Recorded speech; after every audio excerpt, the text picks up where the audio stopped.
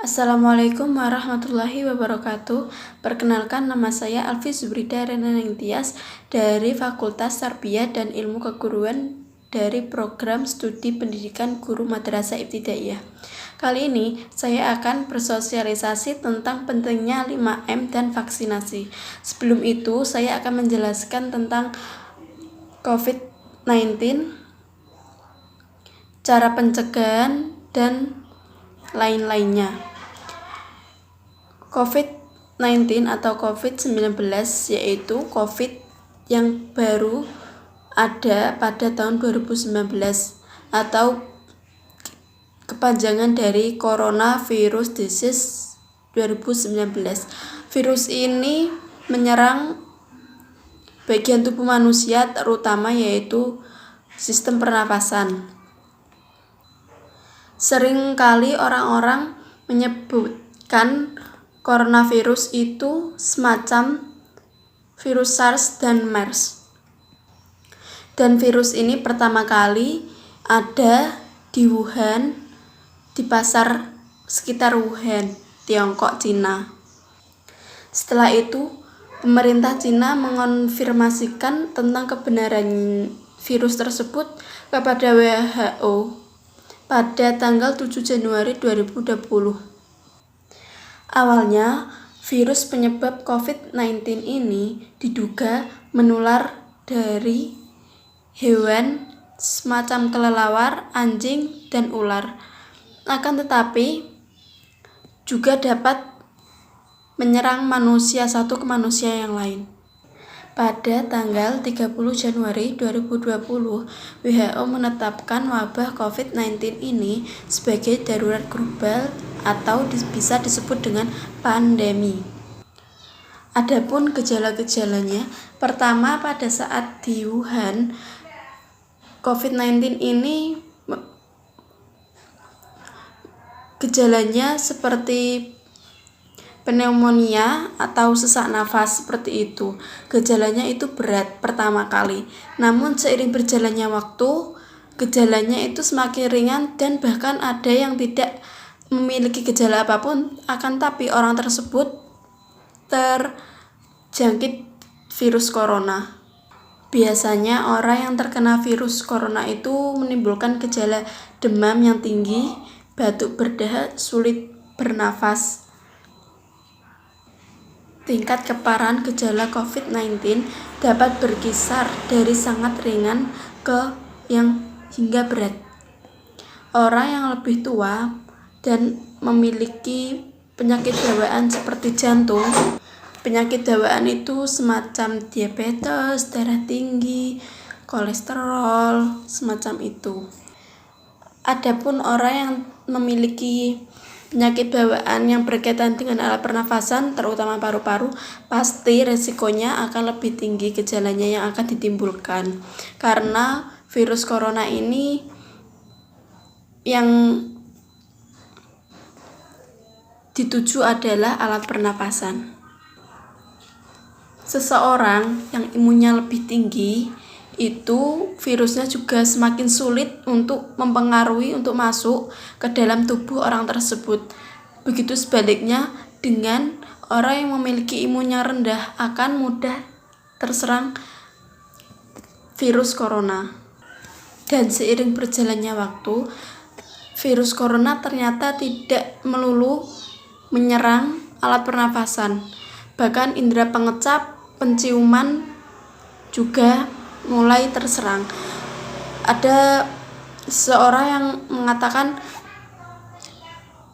dia terserang virus corona, tidak bisa mencium bau apapun dan tidak bisa merasakan makanan itu manis, pedas, asam, atau macam-macam rasa lainnya. Penyebab infeksi virus corona dari Journal of Medical Virology mengatakan bahwa makanan dari daging hewan liar di pasar itu dapat menyebabkan virus corona. Selanjutnya, bagaimana penyebaran atau penularan virus corona tersebut? Pada awal kemunculannya, kasus ini menular dari melakukan kontak langsung dengan hewan pembawa coronavirus. COVID-19 dapat menular dari manusia satu ke manusia yang lain melalui cairan yang dikeluarkan atau dari sistem pernapasan. Contoh bersin tertular melalui droplet atau air liur, semacam air liur, terus berkontak langsung dengan orang yang sudah terserang virus corona. Terus bagaimana seseorang itu dikatakan telah terserang virus corona atau dinyatakan positif oleh pihak medis? Seseorang tersebut akan mendapatkan pemeriksaan tentang kesehatan dan gejala yang dirasakan. Terus menanyakan riwayat perjalanan, melakukan pemeriksaan fisik, tes darah ataupun dengan lab. Biasanya dilakukan dengan cara tes PCR, terus rapid test semacam seperti itu. Kemudian, bagaimana cara mengobati virus corona? Untuk saat ini, obat belum ditemukan, akan tetapi vaksin sudah. Maka dari itu, selalu patuhi protokol kesehatan 5M dan pentingnya adalah vaksinasi. Bagaimana cara pencegahan virus corona? Kita bisa melakukan dengan cara 5M, menjaga jarak, memakai masker, mencuci tangan di air mengalir, menghindari kerumunan, membatasi mobilisasi dan interaksi. Yaitu yang pertama, menjaga jarak. Menjaga jarak, kita dapat menjaga jarak dari orang-orang, paling tidak jarak kita dan orang-orang tersebut adalah 1 meter. Kemudian memakai masker. Memakai masker bisa kita double atau 1 seperti ini. Ini sudah cukup karena ini sangat tebal, sedangkan biasanya seseorang itu memakai masker 2 lapis biar meminimalisir virus itu bisa masuk ke hidung kita. Biasanya juga seseorang itu memakai minyak kayu putih atau fresh care atau parfum, ditaruh di sini agar tidak pengap, bisa sebagai aromaterapi atau dengan tujuan orang tersebut senyamannya. Berikut cara pemakaian masker yang baik dan benar. Saya yang memakai 2 lapis. Pakai kayu putih, minyak kayu putih.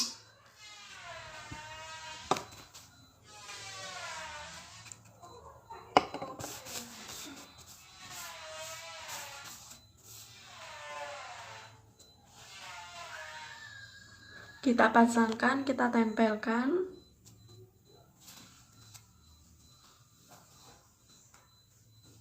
Menggunakan konektor atau penghubung.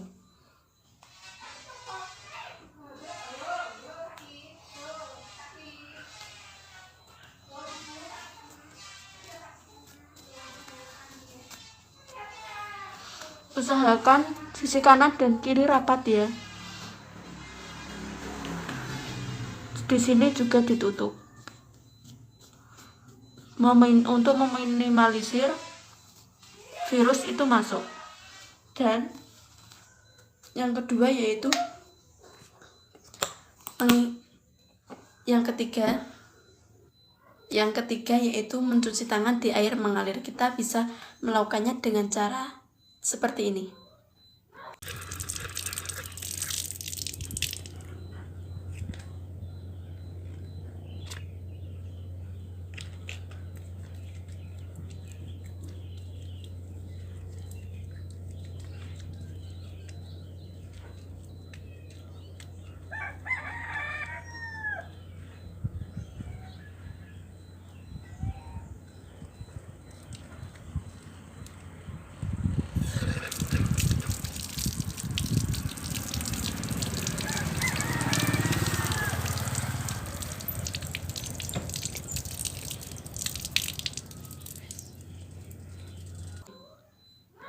Selanjutnya yaitu menghindari kerumunan dan membatasi mobilisasi dan interaksi.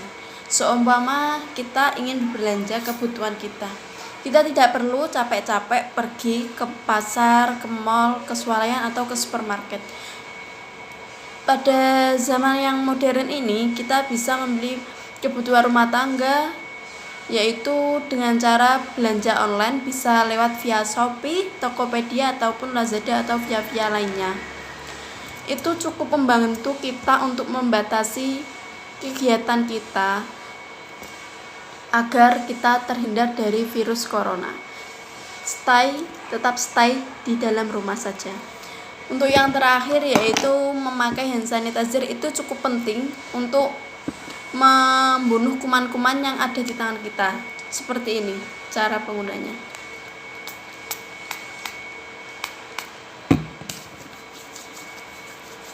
Kita gosokkan ke tangan kita, jangan ada yang dilewati, seperti itu. Dan yang terakhir, yang paling penting adalah mengikuti program dari pemerintah, yaitu vaksin. Sekarang vaksin sudah tersedia dan bisa dilakukan. Vaksin ada beberapa tahap dan beberapa dosis untuk tahap-tahap tertentu. Sekian dari saya yang dapat saya sampaikan. Kurang lebihnya mohon maaf. Wassalamualaikum warahmatullahi wabarakatuh.